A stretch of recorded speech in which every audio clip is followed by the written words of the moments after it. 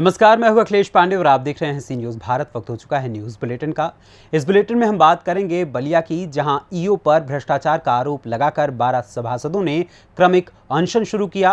साथ ही बात करेंगे देवरिया की, जहां पूर्व बेसिक शिक्षा राज्य मंत्री और भाजपा नेता सतीश द्विवेदी ने देवेश से की मुलाकात। साथ ही आगे चर्चा करेंगे बिहार की, जहां कामाख्या जाने वाली ट्रेन नॉर्थ ईस्ट के कई डिब्बे पटरी से उतर गए। उसके बारे में भी आपको अवगत कराएंगे। तो चलिए शुरू करते हैं खबरों का सिलसिला।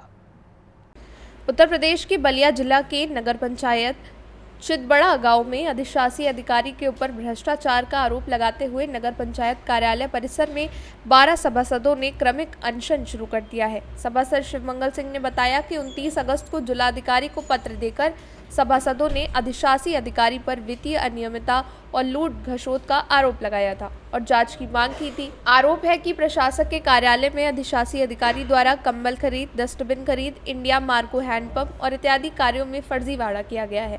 हालांकि इस मामले में डीएम ने एसडीएम की अध्यक्षता में 3 सदस्यीय जांच टीम का गठन किया है और जांच कराई है, जिसमें अभी तक जांच रिपोर्ट नहीं आने और कोई कार्रवाई नहीं होने से आक्रोशित सभासदों ईओ के खिलाफ धरना प्रदर्शन शुरू कर दिया है।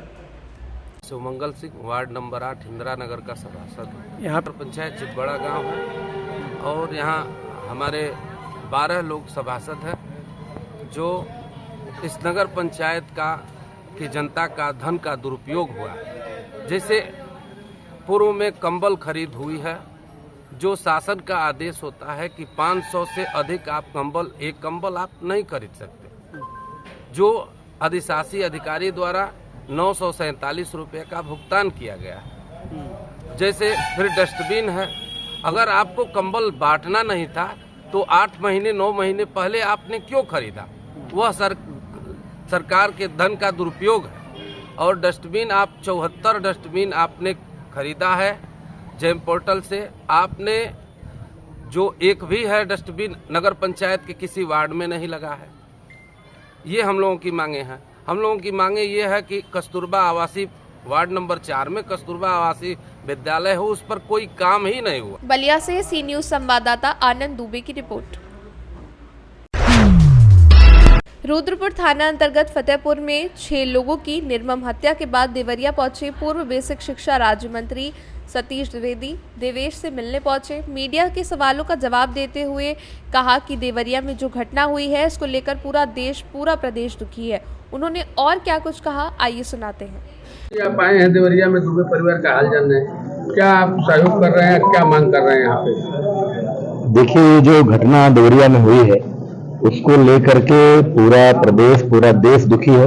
हम सब तो बहुत नजदीक के हैं, देवरिया आना जाना लगा रहा है। मैं तो 2000 पिछले उपचुनाव में जो उपचुनाव हुआ उसमें यहाँ प्रभारी था, इस कारण देवरिया से बहुत करीब से जुड़ा हूँ। इस नाते इस घटना से व्यक्तिगत रूप से बहुत दुखी था। पूरे भारतीय जनता पार्टी और अन्य विचार परिवार के लोग सब लोग दुखी थे। इसलिए हम सबकी इच्छा थी कि चल करके इस बच्चे का मनोबल बढ़ाया जाए। और जो तस्वीरें देख रहे थे परिवार के घर की, बच्चों की, तो उससे लग रहा था कि इतनी खराब आर्थिक स्थिति में रह रहा है ये परिवार। जो पैतृक संपत्ति थी, खेत था, वो सब तो दूसरे लोगों ने सब ले ही लिया था। इसीलिए सिद्धार्थनगर के हमारे कई जनप्रतिनिधि और हम सब लोग इस परिवार का संबल बढ़ाने, इस बच्चे को भरोसा देने के लिए आए हैं कि अभी आज के लिए नहीं, केवल जीवन भर के लिए साथ निभाएंगे, सहयोग करेंगे। और हमारे क्षेत्र के लोगों ने 2 लाख रुपए का आर्थिक सहयोग भी इस परिवार के लिए भेजा है, इसीलिए यहाँ आए। ये बताइए कि इस समय जहाँ इस परिवार पर नरसंहार हुआ, समाजवादी पार्टी राजनीति कर रही है, रोज एक उनके घर पे लोग जा रहे हैं, सपा के लोग, और आरोप लगा रहे हैं उल्टे देवेश पे और विधायक सदर पे जो लड़ाई लड़ रहे हैं। तो इस पर आपका क्या कहना है? पार्टी क्यों बैकफुट पर बीजेपी अभी है, क्यों नहीं कार्रवाई हो रही है वहाँ पे? नहीं, पहली बात तो देखिए, समाजवादी पार्टी हमेशा प्रदेश में जाति की घटिया राजनीति करती है और न बीजेपी बैकफुट पर है, न सरकार बैकफुट पर है। योगी जी जो बार बार कहते हैं कि अपराध के प्रति, भ्रष्टाचार के प्रति उत्तर प्रदेश में 0 टॉलरेंस है, उसी दिशा में सरकार आगे बढ़ रही है। देवरिया से सी न्यूज़ संवाददाता ज्ञानेंद्र नाथ मिश्रा की रिपोर्ट। नगला उदया में हुई फायरिंग में पत्रकार द्वारा घटना की खबर लगाने से आक्रोशित आरोपी ने मीडिया कर्मी को जान से मारने की धमकी दे दी। पीड़ित पत्रकार ने पुलिस अधीक्षक हाथरस से शिकायत की। आपको बता दें कि कुछ दिन पूर्व हसायन थाना क्षेत्र के नगला उदया पर एक व्यक्ति द्वारा कुछ नामजद आरोपियों के द्वारा रात में फायरिंग की गई थी, जिसमें पीड़ित की कार क्षतिग्रस्त हो गई थी और उसकी जान बाल बाल बची थी।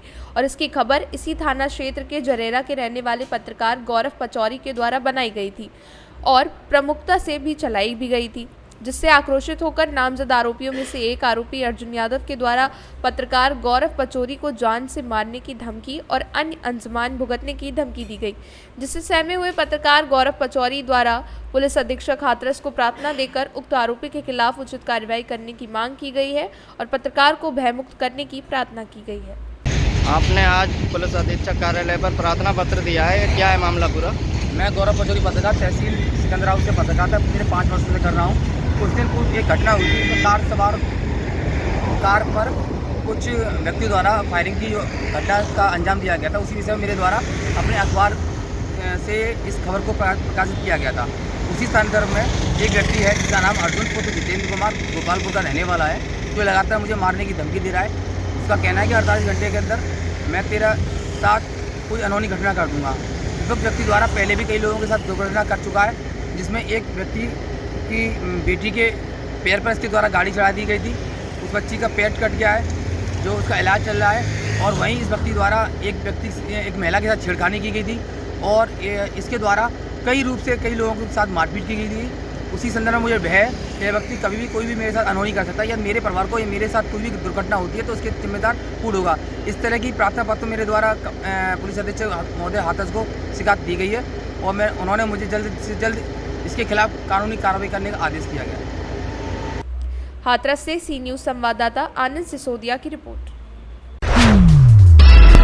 बीती रात दानापुर मंडल के रघुनाथपुर स्टेशन के पास आनंद विहार से चलकर कामाख्या जाने वाली ट्रेन नॉर्थ ईस्ट के कई डिब्बे पटरी से उतर गए। इस हादसे में 4 लोगों की मौत हो गई, जबकि 100 से ज़्यादा लोग घायल हैं। स्थानीय लोगों के मुताबिक जैसे ही रघुनाथपुर स्टेशन के पास पश्चिमी गुमटी के समीप नॉर्थ पहुंची और दुर्घटनाग्रस्त हो गई। यात्रियों ने बताया कि गाड़ी में जोरदार धमाका हुआ। एसी कोच की कई बोगियां क्षतिग्रस्त हो गईं। बोगी एक दूसरे पर चढ़ गईं। साथ ही एसी कोच में बोगियों में से 4 बोगी एक दूसरे पर चढ़ के, इसके अलावा स्लीपर कोच की भी कई बोगियां क्षतिग्रस्त हो गईं। इस हादसे में कई लोगों के घायल होने की सूचना भी है। हालांकि पूर्व मध्य रेल के मुख्य जनसंपर्क अधिकारी वीरेंद्र कुमार ने मीडिया से बात करते हुए बताया कि घायलों को बेहतर इलाज के लिए भेजा जा रहा है। साथ ही यात्रियों के खाने पीने की व्यवस्था की जा रही है, तो कई यात्रियों को अन्य ट्रेन से भेजा जा रहा है। कई गाड़ियों को रद्द किया जा रहा है, तो कई गाड़ियों का रूट बदल लिया गया है। और आप लोग फिलहाल क्या अरेंजमेंट कर रहे हैं? ट्रेन को डाइवर्ट किया गया है, क्या पूरा मामला है? देखिए, आज 21:53 में रघुनाथपुर के स्टेशन से अप्रोच में ये नॉर्थ ईस्ट एक्सप्रेस रेल कर गई है और इस रेलवे में उसे कई सारे कोचेस पटरी से गिर गए हैं। कैप्साइज नहीं किया कोई भी कोच और इसमें कई लोग इंजर्ड हुए हैं, जिसको कि ये प्रशासन रेल प्रशासन और जो लोग स्थानीय लोग और स्थानीय प्रशासन पहले पहुँच कर इन लोगों को अस्पताल भेज दिया है और क्रिटिकली जो थोड़ा सीरियस इंजर्ड थे उनको एम्स पटना के लिए रेफर कर दिया गया और भेज भी दिया गया है। और रेल के अधिकारी और रेल के ARM भी वहाँ पहुँच गए हैं और DRM दानापुर GM यहाँ के और सब लोग वहाँ पहुँच गए हैं और रेस्क्यू रिलीफ में मदद कर रहे हैं। और इसके अलावा हम लोगों ने प्लान किया कि जो स्ट्रैंडेड पैसेंजर्स हैं उनको हम लोग यहाँ पे एक स्क्रैच रेक लेके जाएंगे पटना से और वो आरा से खुल रही है अभी और उसको पैसेंजर्स को अपने गंतव्य तक पहुँचाया जाएगा स्क्रैच रेक से। और ट्रेन वगैरह जो ट्रेनें हैं उनको डाइवर्ट भी किया गया है। ट्रेनें जो है वो उसको हम लोग डाइवर्ट दो मार्गों से कर रहे हैं। बड़ी घटना घटी है रघुनाथपुर रेलवे स्टेशन पर, डिरेल हुई है पूरी ट्रेन नॉर्थ ईस्ट। आप पहुँचे हैं, क्या स्थिति है अभी? ये सूचना प्राप्त हुई थी 10 बजे के आसपास और तुरंत जो फोर्स हैं, पुलिस अधीक्षक, जिला पदाधिकारी सब लोग यहाँ रश किए थे। उसके बाद यहाँ पे रेस्क्यू ऑपरेशन चलाया गया है। अधिकांश घायलों को यहाँ से निकाल लिया गया है। अभी जो स्थिति है, अभी 1:45 पर तो अभी किसी के भी बोगी में फंसे होने की सूचना नहीं है। सबको निकाल लिया गया है और जितने भी डिब्बे हैं उनको सर्च किया जा रहा है। कितने लोग की सर डेथ हुई और कितने इंजर्ड हुए हैं इस बड़ी घटना में? अभी तक 4 डेड बॉडीज़ रिकवर की गई है और लगभग 50 से ऊपर लोग घायल हैं, जिनको यहाँ बक्सर में उपचार कराया जा रहा है, और कुछ लोग जो गंभीर रूप से घायल हैं उनको पटना रेफर किया गया है। सर, पूरी ट्रेन क्या लग रहा है, क्या कारण हुआ है घटना का? अभी तो देखने से लग रहा है कि गाड़ियाँ मतलब जो पूरी ट्रेन है वो डिरेल हुई है। ज़्यादातर डिब्बे पटरी से उतर गए हैं, कुछ पलट गए हैं, कुछ एक दूसरे से टकराए हैं। बाकी आगे जांच में पता चल सकेगा। अभी राहत कार्य क्या चल रहा है? अभी अब आपकी टीम राहत कार्य में SDRF की टीम यहाँ पे आई हुई है, पुलिस बल है, बक्सर, भोजपुर और रोहतास तीनों जगह से बल और ऑफिसर्स यहाँ पे हैं, और जिला पदाधिकारी बक्सर और पुलिस अधीक्षक बक्सर के नेतृत्व में यहाँ पे राहत कार्य चलाया। जमुई से सी न्यूज़ संवाददाता वीरेंद्र कुमार की रिपोर्ट।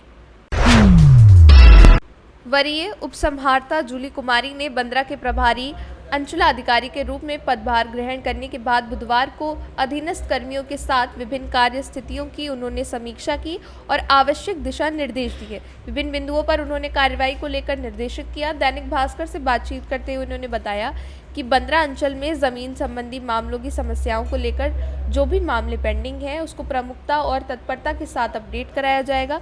जन समस्याओं के त्वरित निदान की दिशा में कार्रवाई होगी। उन्होंने कहा कि जो भी गड़बड़ियां सामने आएंगे पारदर्शी और निष्पक्ष तरीके से उसके समाधान करने को लेकर कार्रवाई की जाएगी। उन्होंने बताया कि दाखिल खारिज, भूमि विवाद, अतिक्रमण आदि के मामले विभागीय संचिकाओं को अपडेट करने और आम लोगों से सीधा समन्वय स्थापित करने को लेकर विभिन्न स्तरों पर कार्रवाई की जाएगी। इस दौरान लापरवाह अधिकारी पर त्वरित और सीधी कार्रवाई होगी। यहाँ पे बंदरा में योगदान के बाद मुझे जमीनी विवाद से जुड़े जितने भी मामले हैं जी, जैसे म्यूटेशन का काम है, दाखिल खारिज, परिमार्जन, LPC, अतिक्रमण बाद, जितने भी सरकार द्वारा राजस्व, भूमि एवं सुधार विभाग के द्वारा यहाँ पे काम किए जाते हैं, उनका पारदर्शी तरीके से, निष्पक्ष तरीके से और ससमय अवधि में निपटान करने का मेरा प्रयास रहेगा।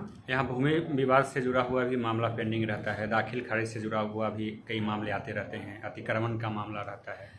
मेन बात ये है कि जितने भी पेंडिंग मामले हैं वो पहले से जो इनका निपटान नहीं किया गया है वो ऐड होते जाते हैं, जिसकी वजह से बहुत ज़्यादा मामले आपको दिखते हैं कि म्यूटेशन से रिलेटेड अभी भी इतने मामले पेंडिंग हैं। तो उसके लिए मेरा यही प्रयास रहेगा कि हल्कावार उन चीज़ों को बाइफरकेट करके और उनको सॉल्व करवाने का प्रयास किया जाएगा।